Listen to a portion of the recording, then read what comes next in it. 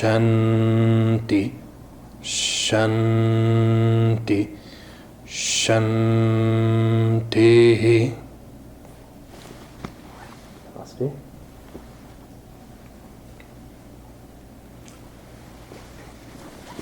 Just to give you some kind of idea of just how stubborn and rigid the programming of a human being is, can anybody take a guess? On average, how many thought processes a human being has per day? 55,000. Very close. Between 15 to 60,000 thoughts per day. And about 90% of them are precisely the same the next day. That leaves just about a 10% where some new possibility or a learning curve can happen. And even that 10% is not really approached consciously.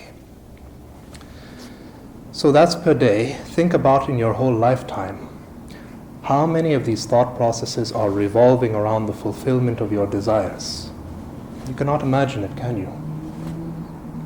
Incalculable. Just how many of the thought processes are revolving around desire? And thankfully, most of your desires go unfulfilled. Just see the small percentage of desires that do go fulfilled. Even that, what a mess human beings are creating out of it. Otherwise, by now, every human being would have naturally come to their contentment, to their fulfillment. But it's such a rare happening in the world to encounter even a single human being who's truly silent, contented, and fulfilled. Suppose tomorrow morning we gave you a boon, we gave you a certain blessing. Suppose we gave you a kalpa vriksha. In yoga, kalpa vriksha means a wish-fulfilling tree. You could have anything that you want. Life would be 1,000,000 times more complicated than what it already is. There's a certain, it's a bit like this. There was a man who he was in great desire to have money. So he went to see a sage and he said, "Please help me out, my life." The sage, seeing the man being filled with such greed in his eyes, he said, "No, just go home, forget about it." So he went home. Still the thought of money continued obsessing in his mind. So he went back to see the sage. He said, "Please, please help me out. I really want some money in my life." So the sage felt absolutely disgusted. But he said, "Okay, let's find some way to help this guy out, because after all, having such obsessive thoughts in his mind, perhaps if he fulfills this desire, he can move on to explore into other dimensions of life. So okay, let's help him out." So he said, "Okay, here, just take this mantra, practice this mantra, and a ghost will come to you. Just tell the ghost whatever it is that you desire. He will bring it to you immediately. But just one thing you have to keep in mind. This type of ghost is in such a way that you have to keep him constantly busy and occupied. If he's not kept busy and at work, he's just going to destroy you. So make sure that you give him some work to do." The man said, "Okay, that's not a problem." So he went, he repeated the mantra. Instantly the ghost appeared. So the man said, "Okay, build me a beautiful palace." So in an instant, he said, "Okay, the palace has been built." Then the man said, "In this enormous forest, I would like you to erect a city." So he said, "Okay." In a single moment, just like that, he erected a city. And like this, effortlessly, just at the speed of thought, he will ask for something, the ghost will provide it. Finally, the man was running out of things to give him to do. And he went back desperately to the sage. He said, okay, now I'm encountering a really great problem. I don't know what to do. I've asked him for everything. He's given me everything that I've desired. And he's about to destroy me. So what can you do to help me out?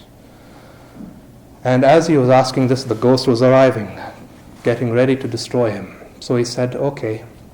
The sage said, here's what you should do. There's a dog right here. Just draw your sword, cut off the tail of the dog.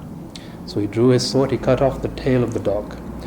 And then he told the man, okay, tell the ghost, just take this curled up tail and try to straighten it out.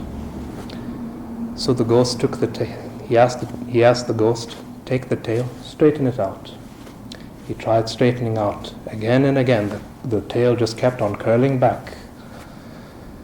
And he's spending days just trying to straighten out this tail. Eventually the ghost became exhausted. He said, okay, this is something that I'm finding impossible to do. I'll strike a deal with you. You let me go, give me my freedom, and everything that I've given to you, you can keep it. So, desiring process is a very delicate kind of situation. When desires are fulfilled, it brings you joy. When desires are left unfulfilled, it brings you misery. But considering the number of desires that you have in life that go unfulfilled, even if you had 1,000,000 lifetimes to fulfill them, you would not even scratch the surface of trying to fulfill these desires. So there's a type of yoga which is called karma yoga, which is the yoga of action. There's no human being who can live in this world while remaining inactive. Can we all agree on that? Can any human being live in this world being inactive? Suppose I'm a yogi, I'm going to go live in the cave somewhere in the Himalayas. Total non-involvement in the society. Just sitting here in one place, this body's bursting forth with activity. Even the very act of sitting is a tremendous state of activity, actually. So even sitting, doing nothing, apparently, no human being can be inactive in this world. But I see the whole equation has gotten jumbled up, that all human beings are in the process of the pursuit of happiness. Every human being is seeking happiness. But at the same time, how can happiness be truly fulfilled unless you begin developing your faculties of insight and wisdom? It's simply not possible. People, without even developing the faculties of their own insight and wisdom, are seeking the pursuit of happiness. So forget about the pursuit of happiness. Happiness should not be an objective in one's mind. If it is only through deepening your knowledge and wisdom that insight can be fulfilled, then let the whole of human life revolve around the development of your own insight and wisdom. Then happiness happens as a natural consequence. You do not have to be in pursuit of happiness.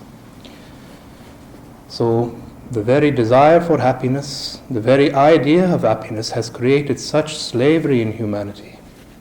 Just see, the more and more you're living as a slave is the more and more important the idea of freedom becomes. Somebody who's already living in a state of freedom, the very concept of freedom doesn't even pass by in his mind. Of what value is it? He's already living in that state.